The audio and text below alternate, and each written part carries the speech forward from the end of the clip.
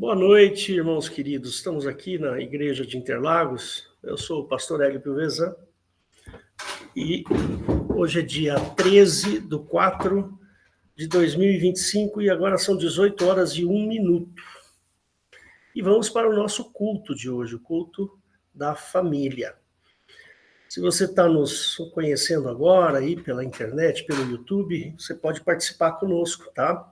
Fica à vontade. O nosso site é o www.igrejadeinterlagos.com.br. Lá você vai encontrar os nossos horários de culto e um link para você entrar nessa sala aqui. Fique à vontade para participar. Bom, irmãos, hoje, dia 13/4, né? E eu preparei aqui um tema introdutório que eu acho que é bem interessante. Eu queria, antes da gente começar, queria fazer uma pequena, breve oração, mesmo que você esteja nos assistindo no YouTube, não tem problema, você pode fechar os seus olhos e orar conosco. Fecha seus olhos aí e vamos orar. Jesus querido, obrigado por esta tarde, por esta noite, Senhor, que nós podemos nos reunir aqui e buscar, Senhor, a Tua presença e louvar o Teu nome. Peço, Senhor, que o Senhor atinja os corações, que o Senhor fale nesta noite conosco. Em nome de Jesus que eu oro. Amém. Então, irmãos, o texto que eu preparei é esse aqui. E eu vou mostrar para vocês agora.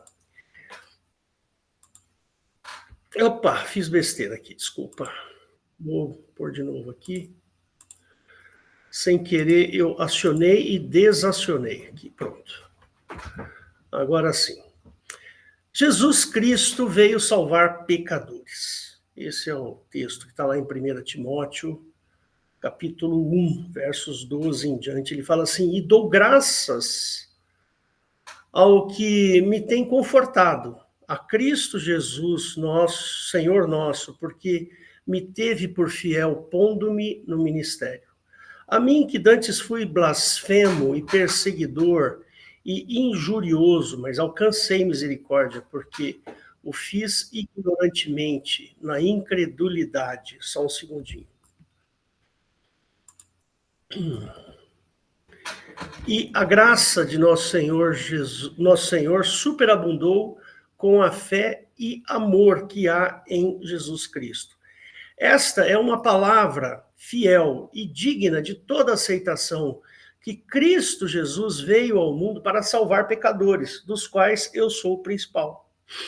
Mas, por isso, alcancei misericórdia, para que em mim, que sou o principal, Jesus Cristo mostrasse toda a sua longanimidade, para exemplo dos que haviam de crer nele para a vida eterna.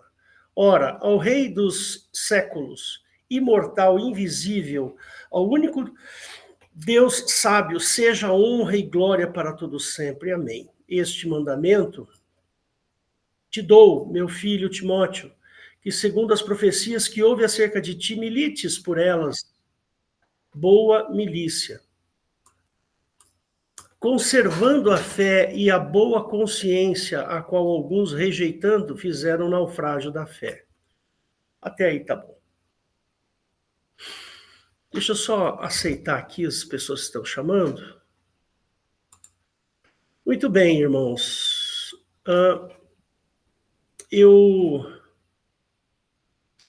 Por que eu trouxe esse texto aqui, né? Eu trouxe esse texto porque esse texto ele é muito sábio, tem um grau de sabedoria muito grande aqui, né? Paulo, aqui nessa carta para Timóteo, ele começa a falar de como Deus, né, através de Jesus Cristo, pôde notá-lo, né? Ver que ele estava lá, que ele existia. Essa é uma característica extremamente bela, o qual Jesus Cristo tem. É uma característica fundamental para que a obra do Senhor possa ser revelada aqui no nosso meio.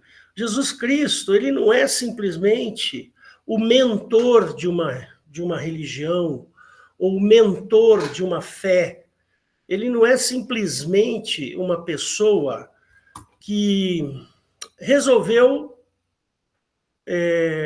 compartilhar, num determinado período da história, compartilhar a sua crença em um determinado Deus. Ele não é isso. Jesus Cristo, ele não é uma peça dentro da história da humanidade. Ele é muito mais do que isso.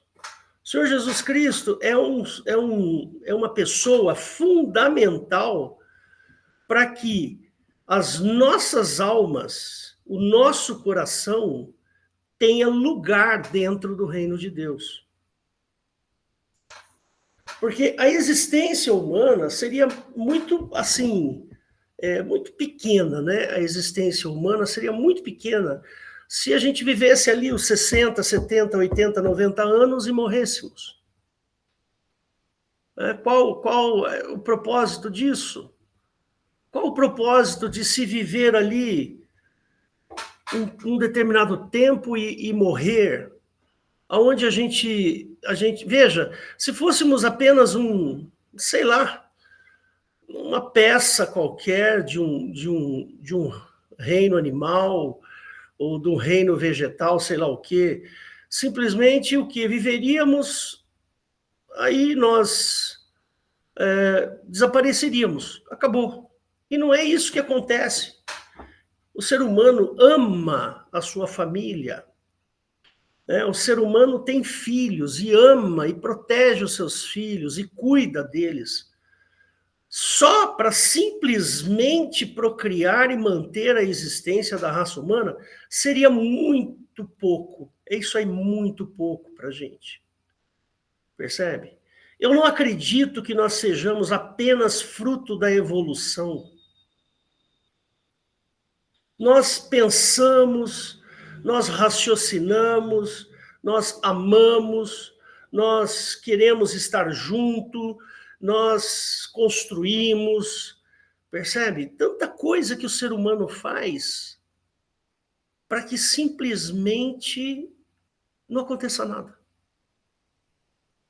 Eu estou com 62 anos, sei lá qual que é a minha expectativa de vida, se eu viver mais 10 anos, mais 20 anos, aí eu morro. E aí acabou o Hélio, acabou tudo que eu fiz, acabou toda a minha história, minha existência, tudo isso acabou. Será que é só isso mesmo? Será que o homem é fruto de casuísmo evolucionário?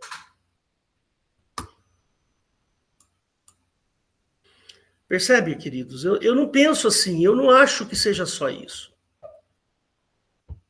Eu não penso que seja só isso. Eu acho que o ser humano, ele é um pouco mais do que isso, sabe?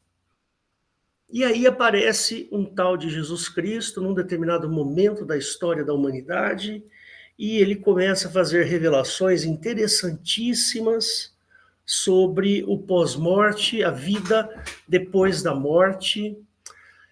Aparece o Jesus Cristo revelando a existência de um Deus paternal, amoroso, que tem interesse na minha existência, que tem interesse no meu coração, percebe? Eu acho que o homem é muito mais do que um simples casuísmo da evolução. Não pode ser. Eu me recuso a pensar em casuísmos, achar que eu vou morrer aos 70, 80 anos e vou deixar de existir e aquilo vai passar, percebe? Não, eu me recuso. Eu acho que nós somos muito mais. O Senhor Jesus aparece para revelar Deus, para revelar um Deus paternal, amoroso, que tem interesse em mim. E ele pode ter esse interesse em você também, que está me assistindo aí. Aliás, eu não acho que pode, eu tenho certeza que ele tem interesse em você. Eu acho que ele quer fazer parte da sua existência. Assim como Paulo fala para Timóteo, né? O Senhor Jesus, ele é perdoador de pecados. Vamos ver aqui de novo. O Senhor Jesus é perdoador. Dá só uma olhada nisso. Olha que maravilha.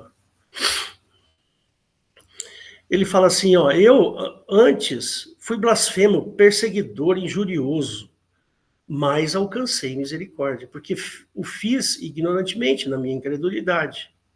E a graça do nosso Senhor superabundou com a fé e o amor que há em Jesus Cristo. Essa é uma palavra fiel e digna de toda aceitação. Jesus veio ao mundo para salvar os pecadores, dos quais eu sou o principal.